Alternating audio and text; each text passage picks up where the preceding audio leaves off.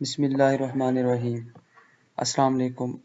आज जिस टॉपिक पे हम बात कर रहे हैं वो बहुत ही इम्पोर्टेंट टॉपिक है, जो कि मेरे ख्याल से जो स्टूडेंट्स होते हैं उनको इस टॉपिक की अवेयरनेस होनी बहुत ज़रूरी है। आज का जो हमारा टॉपिक है वो है difference between prokaryotic and eukaryotic cells. जो प्रोकैरियोट्स होते हैं और यूकैरियोट्स होते हैं उनके अंदर हम उनको कैसे डिफरेंशिएट कर सकते हैं। तो आपको ये बात मायने में रखनी चाहिए, जब भी प्रोकैरियोट्स और यूकैरियोट्स की बात आती है तो इन दोनों को जो चीज़ डिफरेंशिएट करती है वो एक न्यूक्लियस होता है। ठीक है, जो प्रोकैरियोट्स होते हैं उनके अंदर कोई भी न्यूक्लियस नहीं पाया जाता। इसका मतलब ये नहीं है कि न्यूक्लियस हरगिज़ नहीं पाया जाता, न्यूक्लियस पाया जाता है लेकिन वो एक डिस्टिंग्विश शेप में नहीं पाया जाता। हम इसको नीचे इनको हम देखते हैं कि हम इसको कैसे डिफरेंशिएट करते हैं। तो यहाँ पे हैं कैरेक्टर्स जो हम डिस्कस करेंगे, और उन कैरेक्टर्स का जो प्रोकैरियोटिक सेल्स में होते हैं और जो यूकैरियोटिक सेल्स में होते हैं। सबसे पहले है टैक्सोनॉमिक ग्रुप। जो प्रोकैरियोटिक सेल्स होते हैं या जो प्रोकैरियोट्स में आते हैं वो बैक्टीरिया आते हैं और ब्लू ग्रीन एल्गी होते हैं, जबकि जो यूकैरियोट्स होते हैं वो प्लांट्स होते हैं, फंजाई होते हैं, एनिमल्स होते हैं और प्रोटिस्टा होते हैं। उसके बाद हम साइज पे आ जाते हैं। जो भी प्रोकैरियोटिक सेल होता है उसका जो साइज होता है वो usually less than 5 micron metre होता है। अब माइक्रोन मीटर क्या होता है? माइक्रो या माइक्रोन जो मीटर होता है वो 10⁻⁻⁶ मीटर होता है। ठीक है, ये साइज है less than 5 micrometre prokaryotic cell का। यूकैरियोटिक सेल का जो साइज होता है वो होता है ग्रेटर देन 5 माइक्रोमीटर। देन हम डिस्कस करते हैं न्यूक्लियस को। तो ये जो न्यूक्लियस होता है इसकी बेस पे ही हम प्रोकैरियोट्स और यूकैरियोट्स को डिफरेंशिएट करते हैं। जो प्रोकैरियोट्स होते हैं उसके अंदर कोई भी न्यूक्लियस नहीं पाया जाता और ना ही उसके अंदर कोई न्यूक्लियर मेम्ब्रेन होती है। न्यूक्लियस पाया जाता है लेकिन वो एक डिस्टिंग्विश शेप में नहीं पाया जाता, वो हमें नज़र नहीं आता। वो जो एक सेल के अंदर साइटोप्लाज्म होता है उसके अंदर मर्ज हुआ होता है।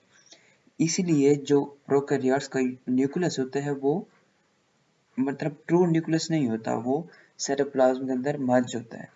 ठीक है, एज कंपेयर टू जो यूकैरियोटिक सेल है उसके अंदर एक प्रॉपर न्यूक्लियस पाया जाता है और उस न्यूक्लियस के गिर्द मेम्ब्रेन भी होती है। देन हम मूव करते हैं कैरेक्टर है जेनेटिक मटेरियल।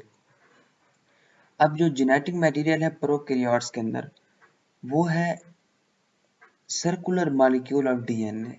प्रोकैरियोट्स के अंदर एक सर्कुलर शेप के अंदर डीएनए का मॉलिक्यूल पाया जाता है और उसके साथ लिटिल बहुत ही कम प्रोटीन होती है।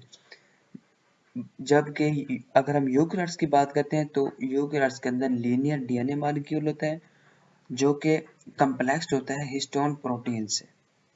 देन हम मूव करते हैं सेल डिवीजन की, कि जो प्रोकैरियोट्स होते हैं उसके अंदर सेल डिवाइड कैसे होते हैं और जो यूकैरियोट्स होते हैं उसके अंदर सेल कैसे डिवाइड होते हैं। जो प्रोकैरियोट्स होते हैं उसके अंदर कोई भी माइटोसिस मियोसिस नहीं होती। अब अगर माइटोसिस मियोसिस नहीं होती तो क्वेश्चन अराइज होता है कि उसके अंदर जो सेल की डिवीजन है वो कैसे होती है। तो उसके अंदर जो सेल की डिवीजन होती है वो बाइनरी फिशन के जरिए होती है। इसका मतलब ये होता है, बाइनरी फिशन का मतलब होता है कि एक सेल दो में डिवाइड हो गया, फिर वही सेल दो में डिवाइड हो गया, इसको हम कहते हैं बाइनरी फिशन से। अब जबकि यूकैरियोट्स के अंदर माइटोसिस और मियोसिस प्रेजेंट होती है। अब जो प्रोकैरियोट्स हैं उसके अंदर जो सेल ऑर्गेनेलीज होती हैं जैसे माइटोकॉन्ड्रिया हो गया, एंडोप्लाज्मिक रेटिकुलम हो गया, गोल्जी अपरेटस हो गया, क्लोरोप्लास्ट हो गया।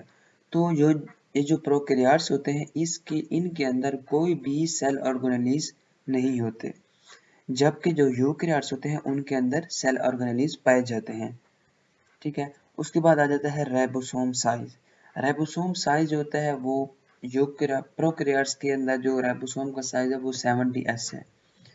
सब यूनिट एस होता है सब यूनिट, और जो यूकैरियोट्स होता है उसके अंदर 80s है। अब हम एग्जांपल देखते हैं। यहाँ पे देखें, ये मैंने लिखा हुआ है, ये बैक्टीरिया का सेल है, ये पूरा बैक्टीरिया है। अब यहाँ इसके अंदर आप देखें ना ही कोई आपको न्यूक्लियस नजर आ रहा है, ठीक है, और ना ही कोई सेल ऑर्गेनेल्स नज़र आ रहे हैं। ठीक है, ये सारा साइटोप्लाज्म ही है। अब हम इसकी बात करें प्लांट सेल की, तो ये यूकेरियोट है। इसके अंदर आप देख सकते हैं ये इसकी मेम्ब्रेन भी है, ये देखें ये मेम्ब्रेन, ये इसके क्लोरोप्लास्ट है, क्योंकि प्लांट सेल के अंदर क्लोरोप्लास्ट होता है।